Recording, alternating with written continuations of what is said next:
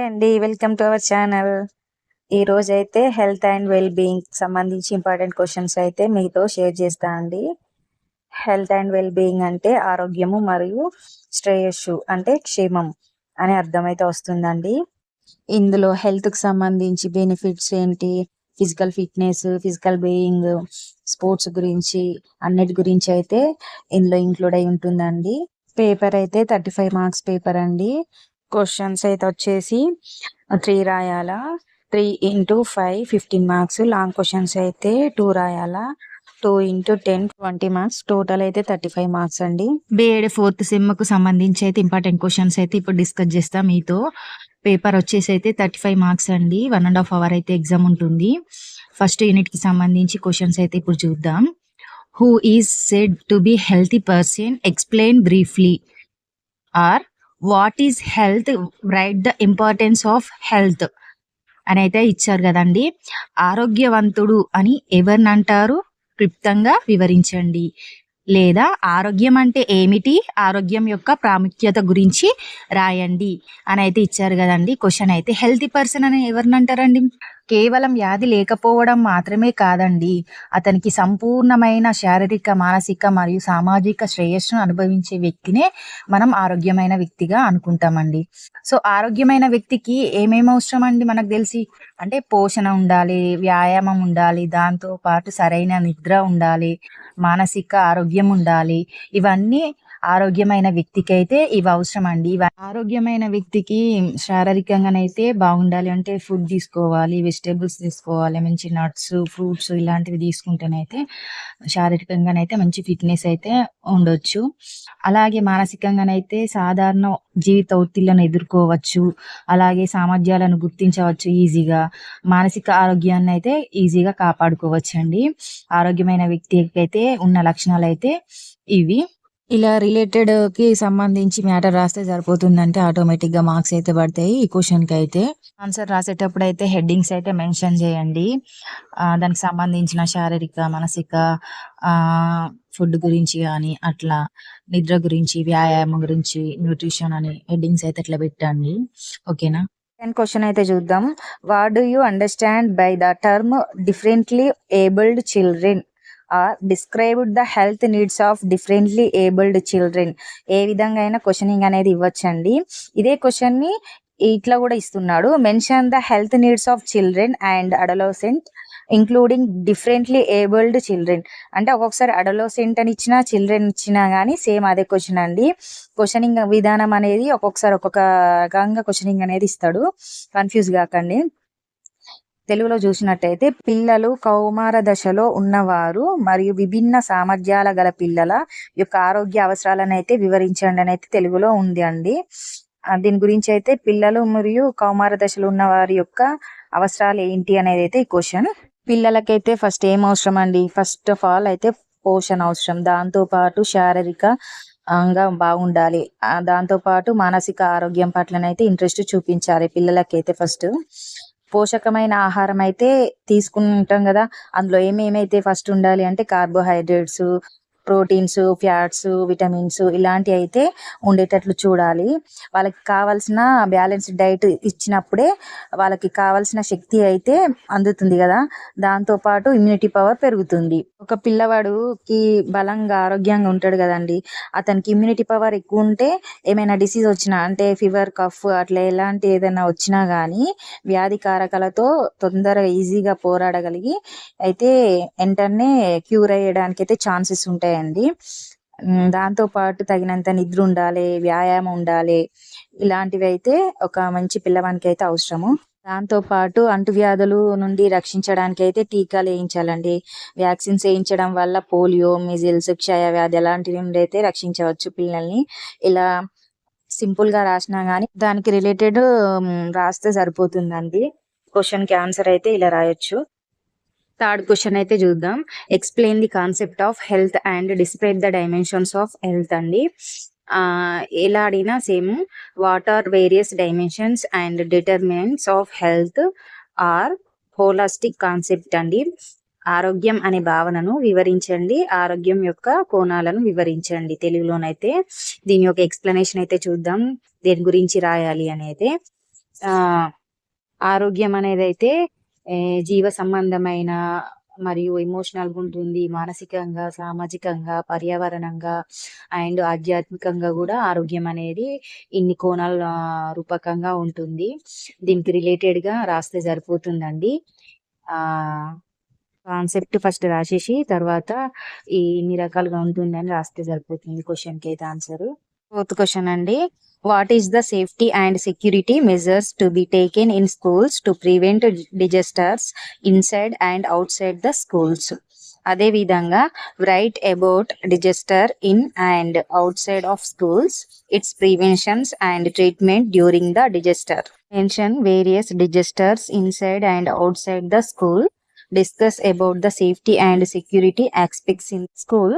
తెలుగులో చూసినట్టయితే పాఠశాల లోపల మరియు వెలుపల ప్రమాదాలను నివారించడానికి పాఠశాలలో తీసుకోవాల్సిన భద్రతా చర్యలు ఏమిటి, అలాగే పాఠశాల లోపల వెలుపల రెండులో జరిగే విపత్తుల గురించి నివారణ మరియు విపత్తు సమయంలో ఎలాంటి చర్యలు తీసుకోవాలని అయితే క్వశ్చన్ అండి. దీనికి ఎలా ఆన్సర్ రాయాలంటే, మన పాఠశాలలో పిల్లలందరికీ అయితే సేఫ్టీ అని అయితే ఫస్ట్ ఉండాలి. పాఠశాలలో పిల్లల కోసం అయితే సురక్షితమైన అభ్యాసన వాతావరణాన్ని అయితే ఫస్ట్ కల్పించాలి. నెక్స్ట్ ఏమైనా అగ్నిమాపక పరికరాలు అయితే ఉంచాలి, ఎందుకంటే ఏదైనా సడన్గా ఏమైనా జరిగినప్పుడు అయితే కాపాడడానికి.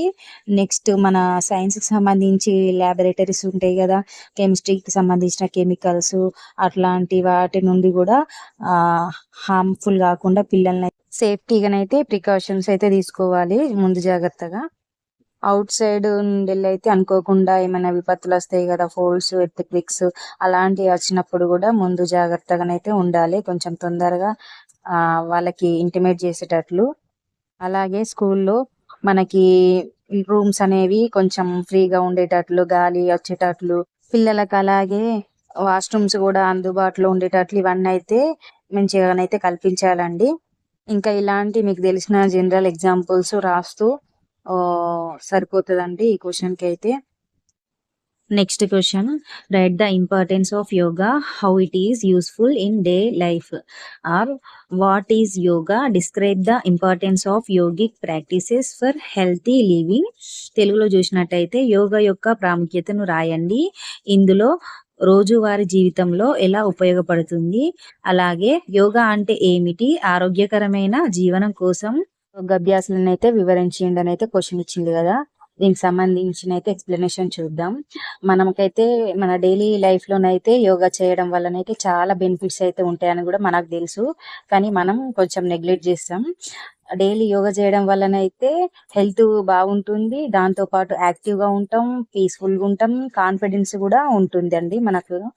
అలాగే కొన్ని యోగాసనాలు చేయడం వల్ల మనకి ఏమన్నా అంటే బాడీ లోపల ఏమైనా పెయిన్స్ కానీ అట్లా ఏమైనా ఉన్నా కానీ తగ్గిపోతాయి. కొన్ని యోగాసనాస్ అయితే స్పెషల్గా ఉన్నాయి, భుజంగాసన, ప్రాణాయామ, ఇంకా త్రికోణాసన, ఇలాంటి చాలా ఆసనాస్ అయితే ఉన్నాయి డిఫరెంట్గా. అంటే బ్యాక్ పెయిన్కి, వెయిట్ లాస్కి, వెయిట్ గెయిన్కి చాలా ఇంకా డిఫరెంట్గా ఆసనాల వల్ల కూడా మనకి హెల్త్ బెనిఫిట్స్ అయితే ఉన్నాయండి. ఇలా దీనికి సంబంధించి రిలేటెడ్ మ్యాటర్ రాస్తే సరిపోతుంది. డైలీ యోగా చేయడం వల్ల ఏంటి బెనిఫిట్స్ అనేది జనరల్గా మనకు తెలిసింది రాసిన ఎనఫ్ అండి ఈ క్వశ్చన్కి అయితే.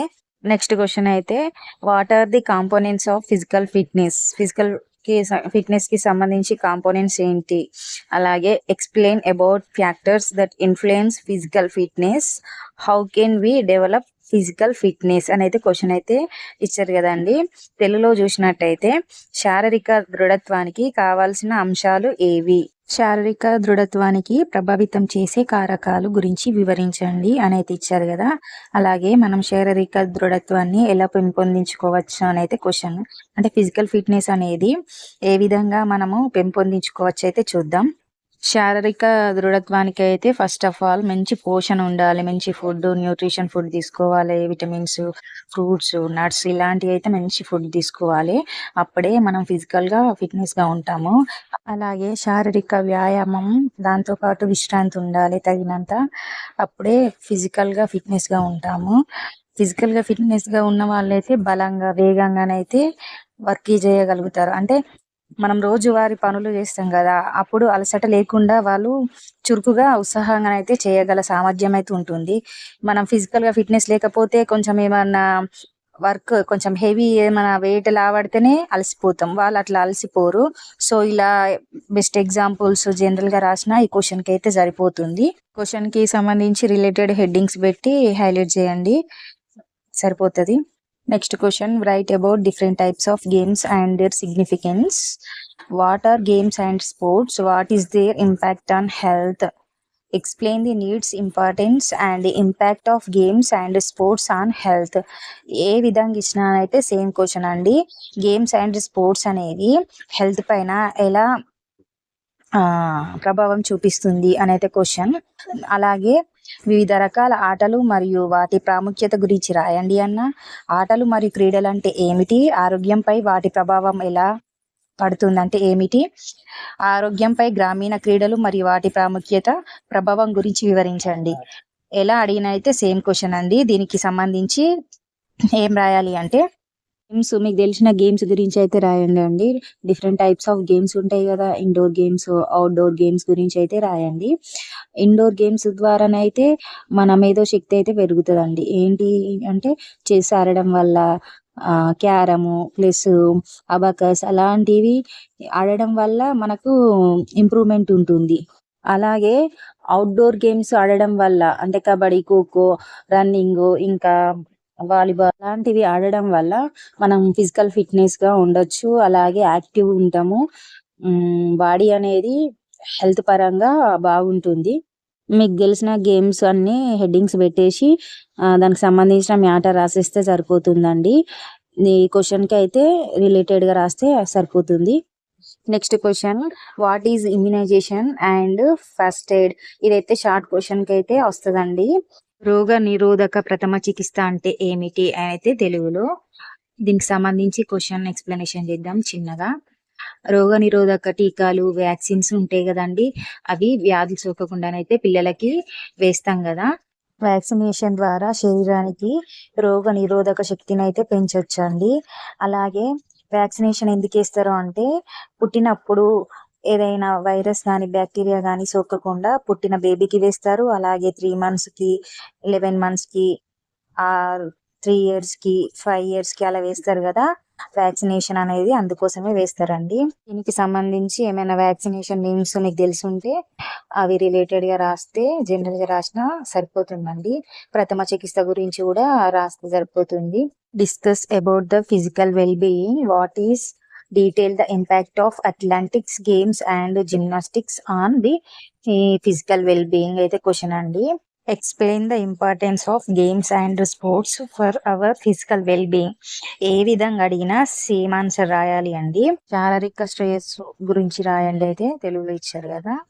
మన శారీరక శ్రేయస్సు కోసం అయితే ఆటలు మరియు క్రీడలు ఎలా ఇంపాక్ట్ అవుతాయి అంటే ఎలాంటి ప్రభావం చూపిస్తాయి అనేది క్వశ్చనింగ్ కదా.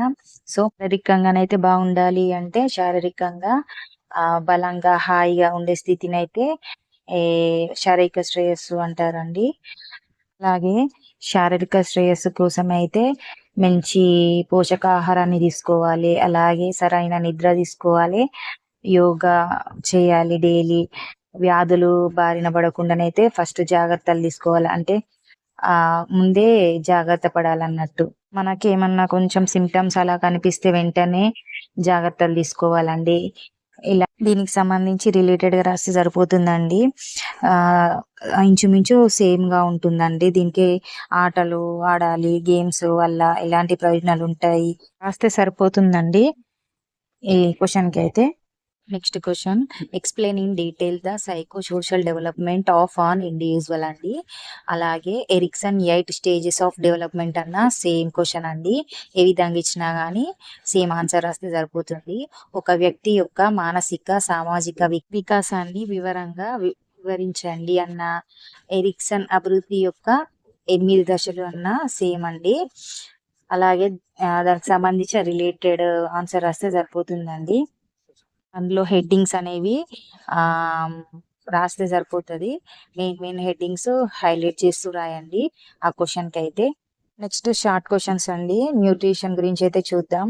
న్యూట్రిషన్ అంటే ఏంటి అండి? పోషకాహారంలో విటమిన్స్, కార్బోహైడ్రేట్స్, ప్రోటీన్స్ తీసుకోవడం వల్ల మన హెల్త్కి ఎలాంటి బెనిఫిట్స్ ఉంటాయి అని దాని గురించి రాయండి.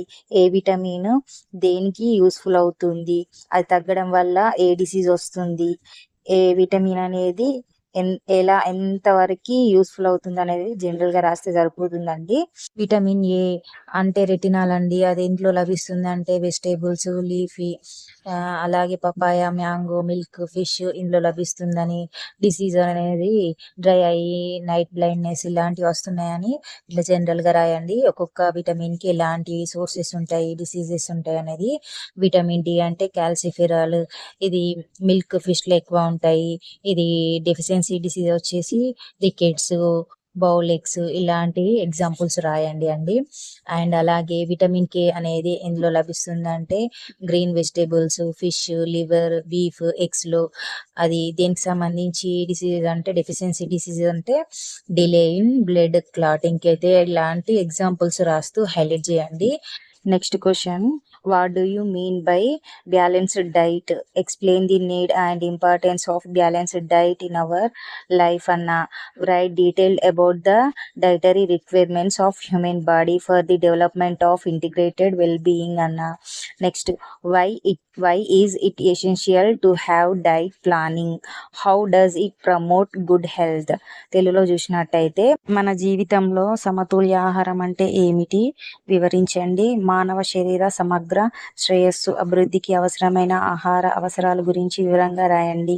ఏ విధంగా అడిగినా సేమ్ క్వశ్చన్ అండి. దీనికి సంబంధించి హెల్తీ బ్యాలెన్స్డ్ డైట్ తీసుకోవడం వల్ల మన హెల్త్ అనేది మన కంట్రోల్లో ఉంటుంది. అంటే వెయిట్ బాగా పెరగద్దు, అంటే బ్యాలెన్స్డ్ డైట్ తీసుకుంటే హెల్తీగా ఉంటామండి. అంటే ఏవి తగ్గవు అంటే ప్రోటీన్స్, విటమిన్స్ అలాంటివి తీసుకుంటాం, కానీ ఏ మోతాదులో తీసుకోవాలి అనేది తెలిసి ఉండాలి. ఆయిల్ ఫుడ్ తింటే ఎక్కువ ఏ విధంగా ఎఫెక్ట్ అవుతుంది అనేది జనరల్గా రాయాలి. మనం తీసుకునే డైట్లో ప్రోటీన్స్ ఉండాలండి. Pulses, nuts, milk, meet, fish ఇలాంటివి ఉండాలి. విటమిన్స్, మినరల్స్ అయితే కంపల్సరీ ఉండాలండి.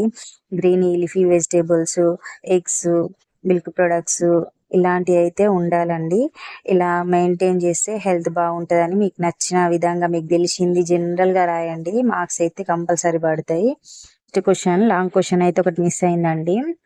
Give a brief note on the different body systems in relation to health fitness. Health fitness ఉండడానికి బాడీ సిస్టమ్స్లో డిఫరెంట్ టైప్స్ ఉంటాయి కదా, దానికి సంబంధించి క్వశ్చన్ అయితే వస్తుంది.